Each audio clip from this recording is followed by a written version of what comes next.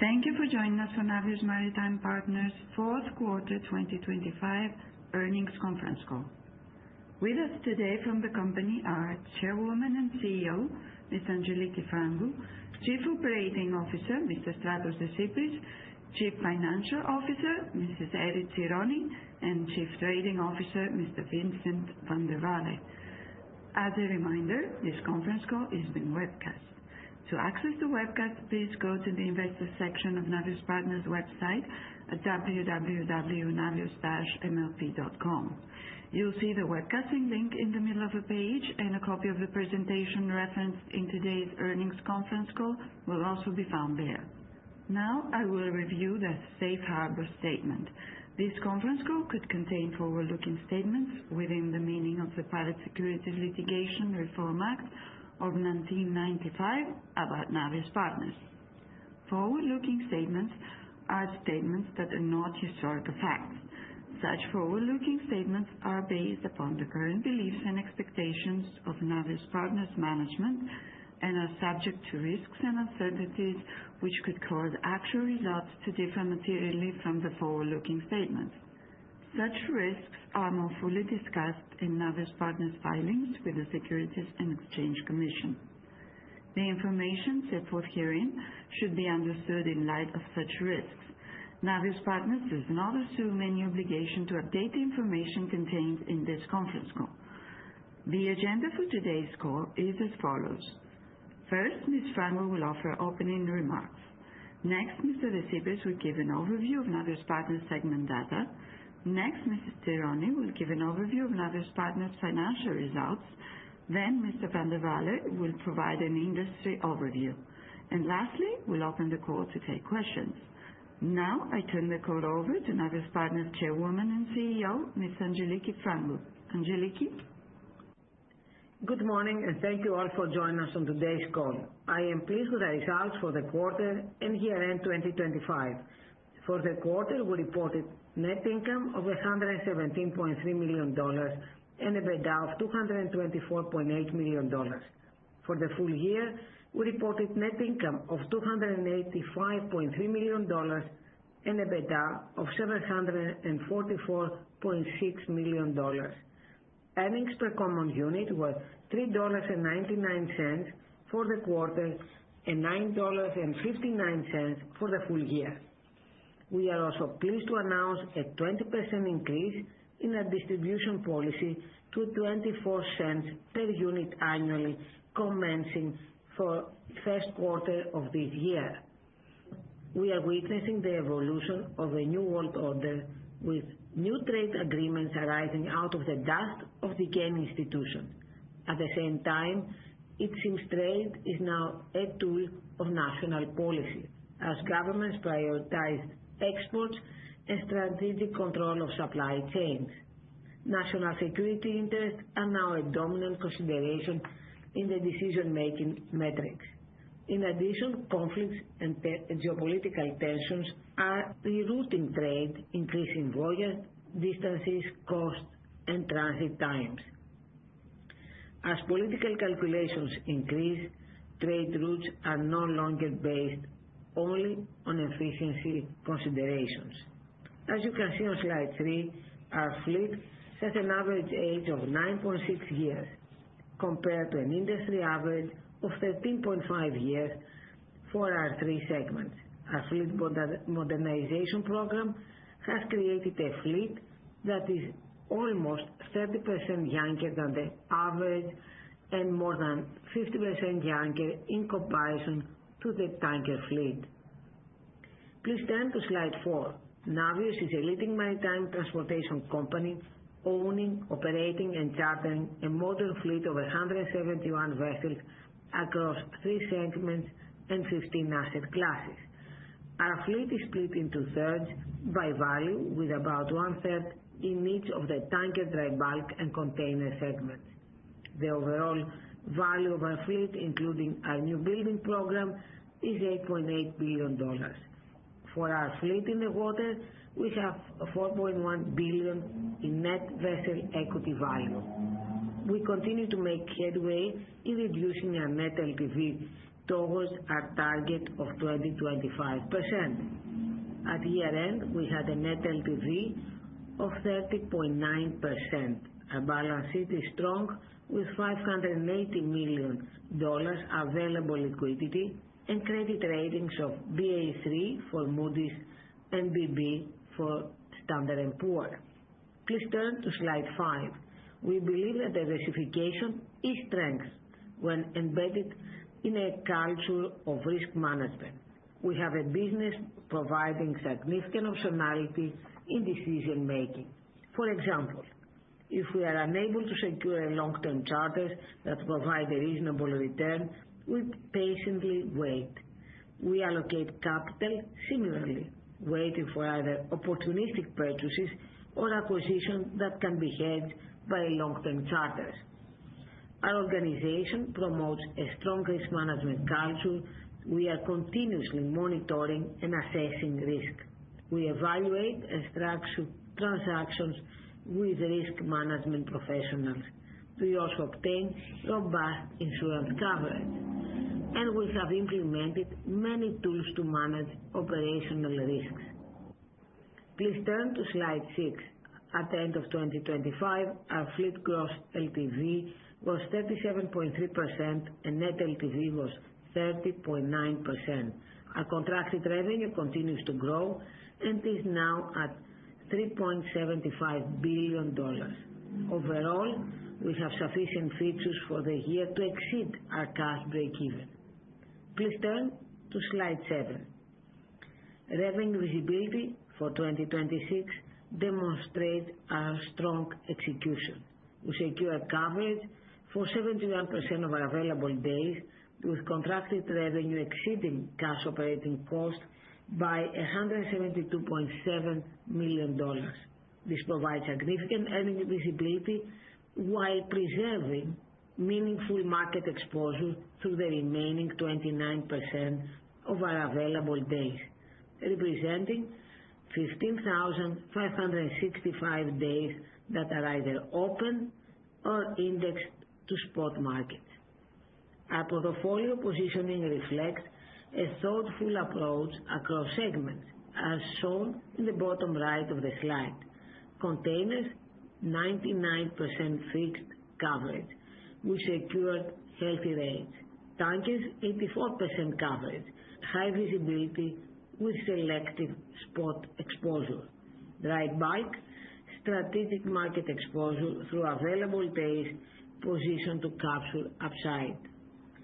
Importantly, we continue to actively pursue long-term charter opportunities that enhance our earning stability. In the fourth quarter of 2025 and year to date, we secured $261 million in new charter commitments. Please turn to slide 8, where we outline our return of capital program. As I mentioned earlier, we increased our annual distribution by 20% to 24 cents per unit annually. This increase was funded primarily through savings generated from our unit repurchase program. As you can see on the right side of the slide, we reduced units outstanding by 5.3%, deploying approximately $73 million to repurchase 1.6 million units. This provided value accretion of approximately $5.20 per unit based on analyst estimates of NAV. Also, we currently have approximately $27 million of capacity under our original authorization. Please turn to slide 9. Navios is a proven platform and has executed its strategy through an exceptionally challenging environment. When I opened this discussion, I highlighted the unprecedented uncertainties facing our industry. Geopolitical risks, regional conflicts, a shifting global tariff regime, and evolving trade patterns. Despite this complexity, we remain disciplined and focused. Over the past 4 years, we built a platform of excellency, growing contracted revenue by 11%, to $3.8 billion, achieving an EBITDA run rate of around $750 million and expanding our fleet value, including our new building program, to $8.8 billion. Importantly, we have not sacrificed financial discipline in achieving these goals. We reduced our net loan to value by 31% to 30.9%. We recognize that there is more work ahead, but in an uncertain world, we believe our proven platform, combining a diversified fleet with a disciplined risk management culture, position us to continue delivering value through any market condition. I now turn this presentation over to Mr. Stratos Desypris, Navios Partners Chief Operating Officer. Stratos? Thank you, Angeliki, and good morning all. Please turn to slide 10, which details our operating free cash flow potential for 2026. We fixed 71% of available days at a net average rate of $26,865 per day. Contracted revenue exceeds estimated total cash operating costs by about $173 million, and we have 15,565 remaining open or index-linked days that should provide significant additional cash flow.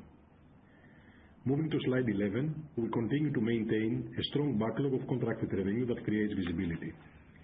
During the quarter and year to date, we added $261 million of contracted revenue, $97 million from 5 container ships chartered out for a net average daily rate of $29,572 for an average duration of about 2 years. We also contracted 3 dry bulk vessels, providing a minimum revenue of $93 million. These vessels were chartered out at an average net daily rate of $23,974 for an average duration of 3.6 years. 2 of these vessels has also profit sharing above their base rate. Lastly, we chartered out 3 tanker vessels for 2 years at an average net daily rate of $31,944, generating $71 million in contracted revenue.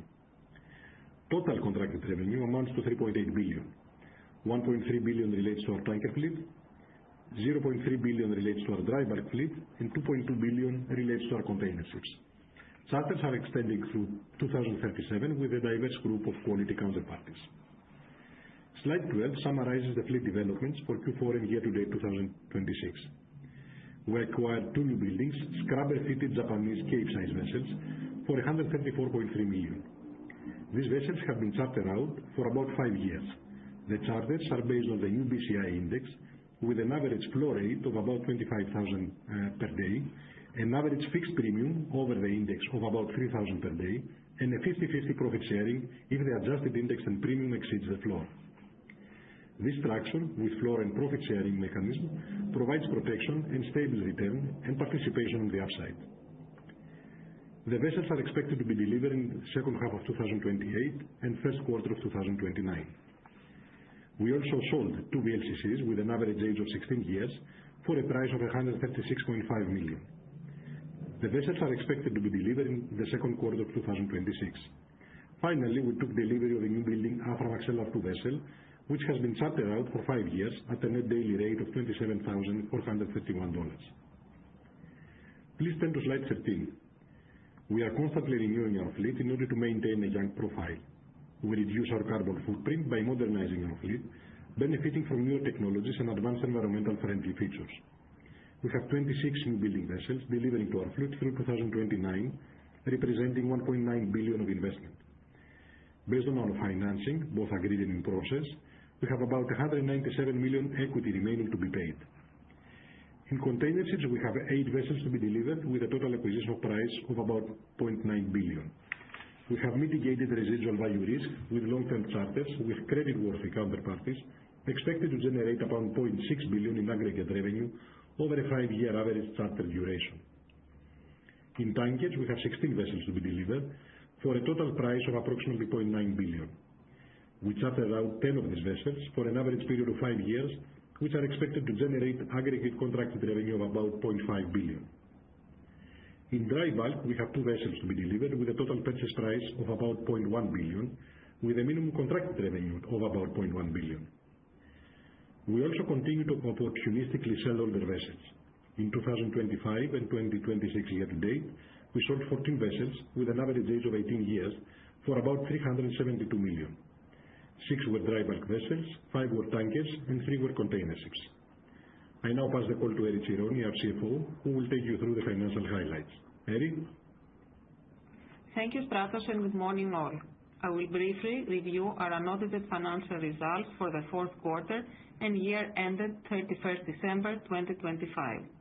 The financial information is included in the press release and is summarized in the slide presentation available on the company's website. Slide 14, total revenue for the fourth quarter of 2025 increased by 10% to $366 million compared to $333 million for the same period in 2024 due to higher fleet combined time charter equivalent rate despite lower available days. Our fleet TCE rate for the fourth quarter of 2025 increased by 10% to $25,567 per day, while our available days decreased by 2% to 13,390 days compared to Q4 2024. In terms of sector performance, our TCE rate per day was high in all 3 sectors as follows: 15% increase to $19,588 for our bulkers, 9% increase to $29,158 for our tankers, and 2% increase to $31,315 for our containers. EBITDA, net income, and earnings per common unit for the fourth quarter and full year 2025 were adjusted as explained in the slide footnote. Adjusted EBITDA for Q4 2025 increased by $25 million to $207 million compared to Q4 2024. The increase was driven primarily by a $33 million increase in revenue, partially mitigated by a $4 million increase in time charter and voyage expenses, a $3 million increase mainly due to a 3% increase in the daily OPEX rate to $7,153 per day, and a $1 million increase in general and administrative expenses. Adjusted net income for Q4 2025 increased by $21 million to $100 million. Adjusted earnings and earnings per common unit for the fourth quarter of 2025 were $3.4 and $3.99 respectively. Revenue for the full year 2025 increased by $10 million to $1.3 billion. Our combined TCE rate for 2025 was $23,509 per day, 3% higher compared to 2024. In terms of sector performance, the average TCE rate for our containers increased by 3% to $31,239 per day compared to 2024. In contrast, our dry bulk average TCE rate was approximately 3% lower to $16,408 per day. The TCE rate for our tanker fleet was marginally below 2024 levels at $27,11 per day. Adjusted EBITDA for the full year 2025 decreased by $4 million to $728 million compared to last year. The decrease in adjusted EBITDA, despite higher revenue and lower time charter and voyage expenses, was mainly driven by a $22 million increase in vessel operating expenses as a result of a 3% increase in both OPEX days and OPEX daily rate to $7,009 per day, a $7 million increase in general and administrative expenses mainly due to higher euro-dollar exchange rate prevailing during the year, as well as the expansion of our fleet, and a $4 million increase in other expenses net. Adjusted net income for 2025 decreased by $46 million to $296 million compared to 2024. The decrease was mainly driven by a $30 million increase in depreciation and amortization and a $10 million increase in interest expense and finance cost net.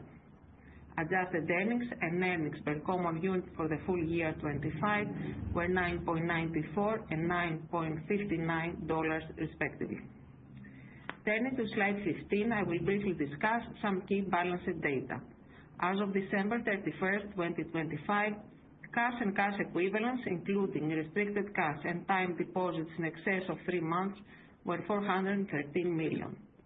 In addition, we have another $167 million available under two reducing revolver facilities. During the year, we paid $250 million under our new building program, net of debt. We concluded the sale of 11 vessels for $190 million, adding about $145 million cash after debt repayment. Long-term borrowings, including the current portion and the senior unsecured bond net of deferred fees, increased to $2.2 billion following the delivery of 6 new buildings during the year. Net debt to book capitalization improved to 30. Slide 16 highlights our debt profile. With our recent $300 million senior unsecured bond, we further diversified our funding resources in addition to bank debt and leasing structures. The bond has a fixed interest rate of 7.75%, and following the completion of the bond, 43% of our debt is fixed at an average interest rate of 6.2%. We have also mitigated part of the increased interest rate cost by reducing the average margin for our floating rate debt and bareboat liabilities for in-the-water fleet to 1.8%. I would like to note that the average margin for the committed floating rate debt for our new building program is 1.6%. In December 25 and January 26, Navios partners completed 4 financings for a total amount of $325 million. The $90 million sale and leaseback facility at 2% margin relates to an asset swap under an existing facility with no penalty in order to assist our charterers with the trading of the vessels in the U.S. and China. Our maturity profile is staggered with no significant balloons due in any single year until 2030 when the bond matures. I now pass the call to Vincent Van de Walle, Navios Partners Chief Trading Officer, to take you through the industry section. Vincent? Thank you, Eri. Please turn to slide 18. Geopolitical developments continue to shift worldwide trading routes, whether due to tariffs, trade agreements, the Red Sea, or conflicts. The extradition of Maduro to the U.S. is reshaping trading patterns for Venezuelan oil, with more imports to the U.S. and the elimination of sanctioned vessels. Civil unrest in Iran has led to a volatile regional situation. The U.S. is building a significant maritime force in the region. In return, Iran attempted to board a U.S. tanker and close parts of the Strait of Hormuz. Any sustained closure of the Strait of Hormuz would have a severe impact on the oil and tanker markets. In the meantime, nuclear and other talks are ongoing between the U.S. and Iran. Sanctions decrease export from Russia. Prohibitions on importing Russian crude and related products are just starting to affect trades as continuous seizures of sanctioned vessels. Despite the truce in Gaza, transit through the Red Sea and the Suez Canal continues to be limited, increasing ton miles for most vessel types. In addition, the Houthis announced that they would join any retaliations against U.S. and related targets should anyone attack Iran. With this uncertainty, Maersk is allowing one of its services to transit the Red Sea with naval escorts, while CMA CGM has ceased service there entirely. The Ukraine war continues to impact trading patterns, with limiting grain exports out of the Black Sea while benefiting exports out of Brazil and the USA. Russian crude and product exports continue to adjust producer Rosneft and Lukoil, elevating rates for non-sanctioned vessels. Please turn to slide 20 for the review of the dry bulk industry. Demand growth for dry bulk trade has been relatively stable over the last 25 years and at about 4% average annual ton-mile growth. The current order book stands at about 12% of the total fleet and will remain low due to high new building prices, uncertainty about new fuel regulations, yard availability, and general market outlook. The fleet is aging quickly, with 39% of the vessels 15 years old.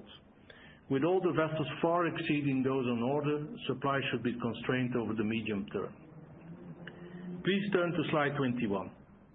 The main driver of dry bulk demand will be strong Atlantic Basin iron ore growth over the next several years, with new projects in Guinea, Brazil, and Liberia. The largest new project is Simandou in Guinea, which started shipments at the end of last year and is expected to ramp up to 120 million by 27. Vale in Brazil has 3 new projects totaling 50 million tons expected to start exporting by the end of 26. Liberia will add 10 million of exports in 26. In total, these 180 million tons are all long-haul ton miles trading, creating demand for an additional 249 capes. With the current order book at only 231 capes, a further tightening of supply and demand is expected over the next few years, benefiting rates. Overall, the dry bulk market looks positive based on steady long-term demand growth and constrained supply of vessels. Please turn to slide 23 for the review of the tanker industry. As to supply, we see a relatively low tanker order book of 18%. About 50% of the fleet is already over 15 years old, rising quickly over the next few years. With older vessels exceeding the order book and yards offering first deliveries in late 28 or early 29, supply is set to be tight for several years. Please turn to slide 24. After the U.S. capture and removal of President Maduro in early January, the U.S. is helping Venezuela move from a sanctioned exporter of crude oil to an exporter of crude oil to non-sanctioned buyers.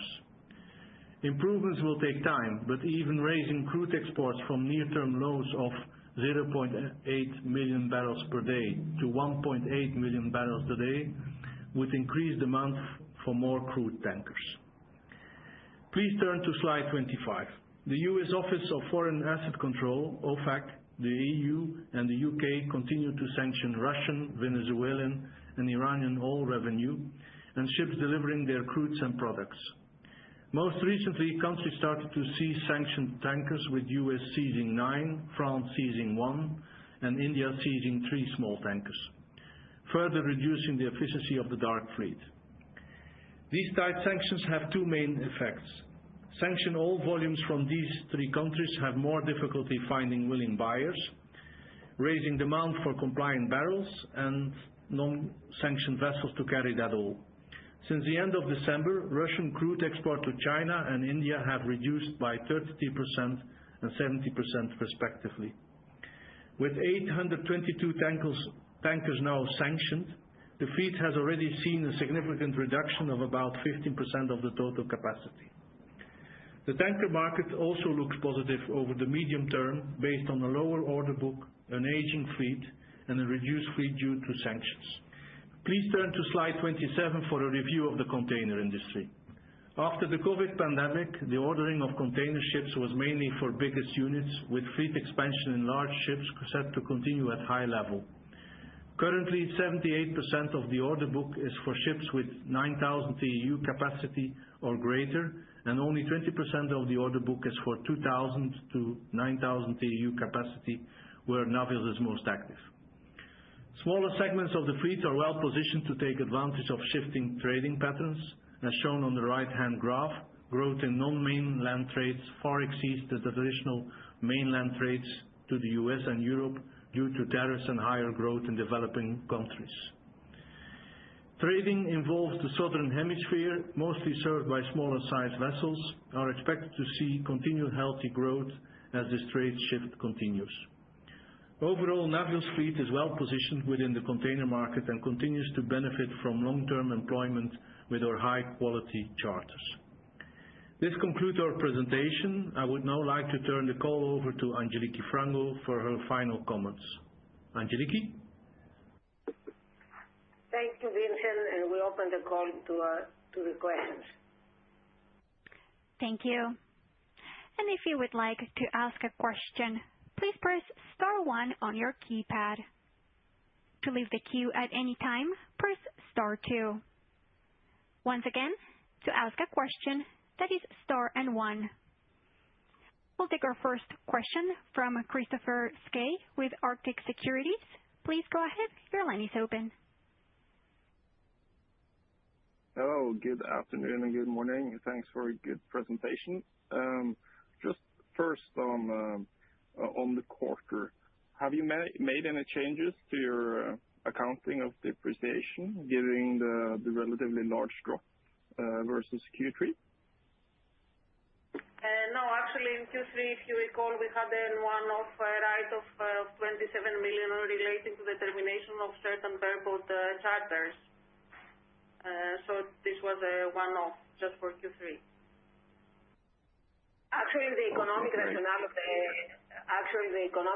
of those vessels is the ones that we got back, and we re-entered in a very healthy market. Sure. It was just an accounting adjustment. And when it comes to the net LTV, it has dropped quite fast recent quarters. Can you share some color on when do you expect the net LTV target to be reached, and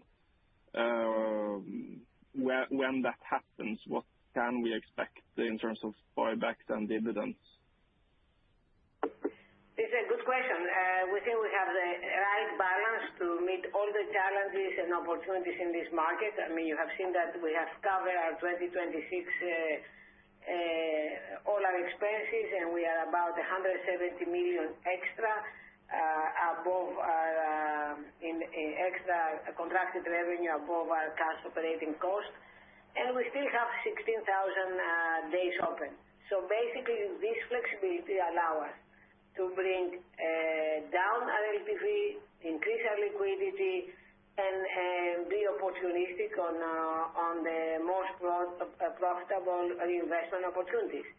We continue on our buyback, and we continue, and as you see, we increased our dividend, which is primarily driven by savings from repurchase units. Sure. Great. And the last question from me. I mean, you have exposure towards dry bulk, tankers, and container now. Are you seeing any other interesting segments that you sort of wish to invest in? How do you see that? We always are looking for opportunities, but I will say that today we are sitting in a good position with all our container exposure fixed, and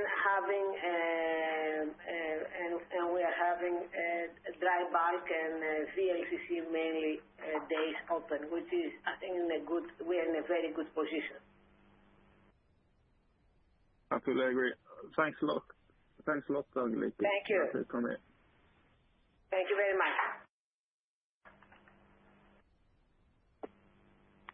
Thank you. And this concludes our Q&A session. I will now turn the call back to Angeliki for closing remarks. Thank you. This completes our quarterly results. Thank you. Thank you. This brings us to the end of today's meeting. We appreciate your time and participation. You may now disconnect.